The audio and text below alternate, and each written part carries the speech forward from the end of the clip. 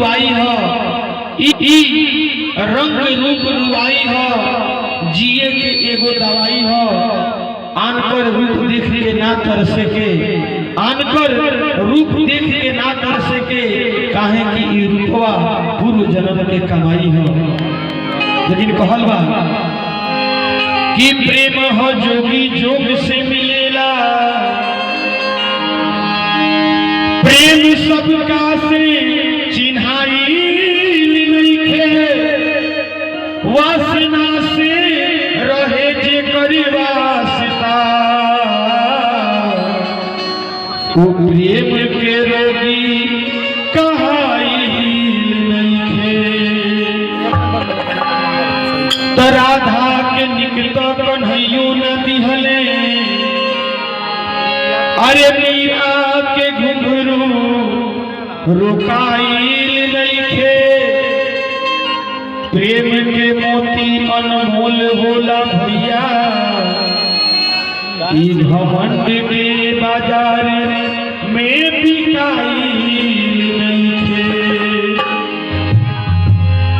तो प्रेम के मोती अनमोल होला भैया, ई घमंड के बाजार में बिकाइल नइखे। आ प्रेम परमात्मा के रूप होला असली, ई अभिमानी लोग से चिन्हाइल नइखे। लेकिन कहल बा कि पानी बीच खींच के लकीर का होई, पानी बीच खींच के लकीर का होई, बिना निशाना के चला के तीर का होई, माथे पर लगा के अबीर का होई, हई साधु संत फकीर के जागीर का होई, आज दिल में बसेला ओकर सजा के तस्वीर का होई। कि मन पगली रे उहाँ चली ना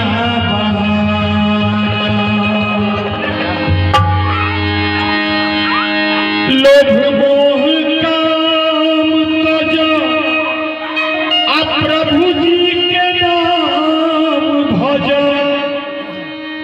भीतरे ही भरल बा खजाना, मन पगली रे उहाँ चली ना।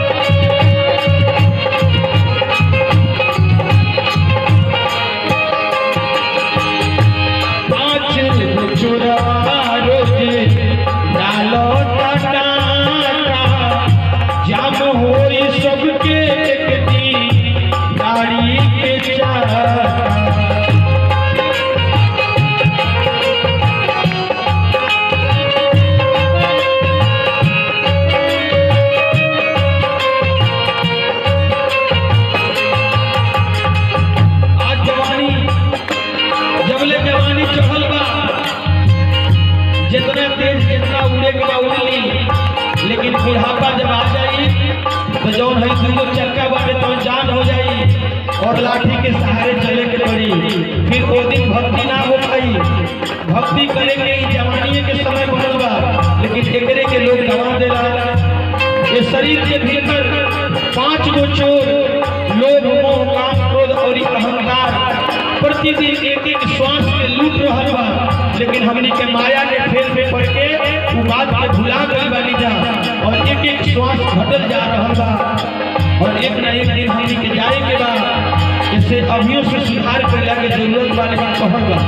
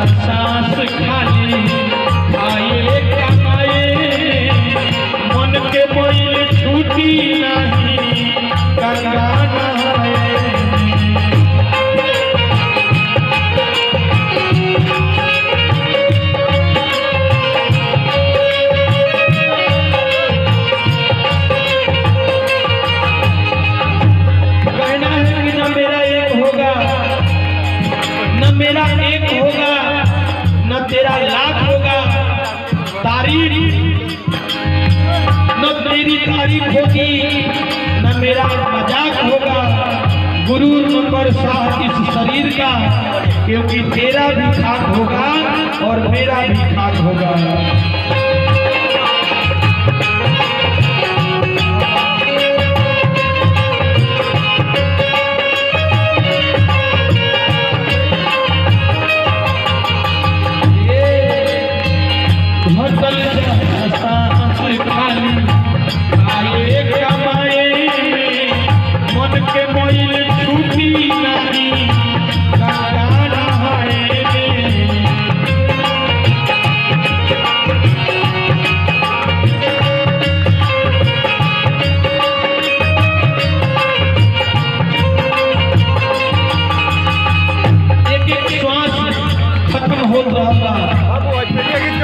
लेकिन लोग सोचता कि कितनों पाप कर्म कर रह जाई और एक दिन इलाहाबाद जाके संगम त्रिवेणी स्नान कर रह जाई, प्रयाग में नहा रह जाई तो पाप धुआ जाई। ऐसा संभव नहीं है। गंगा में स्नान कैला से ही चमड़ी धुल सकता। जो मन में गंदगी बैठल बा ओकरा के सत्संग रूपी गंगा में नहवावे के पड़ी, सब जाके मन के मन धोवाई। लेकिन कहल बा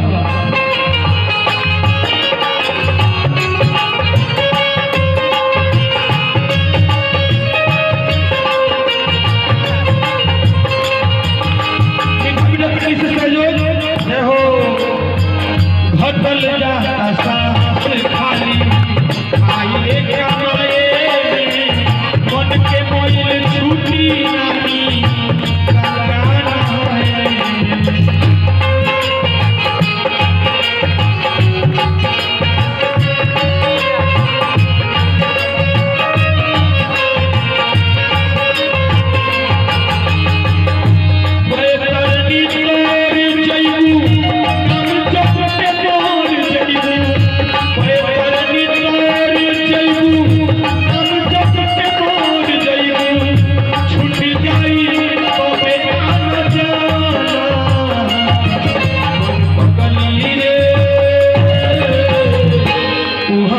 चली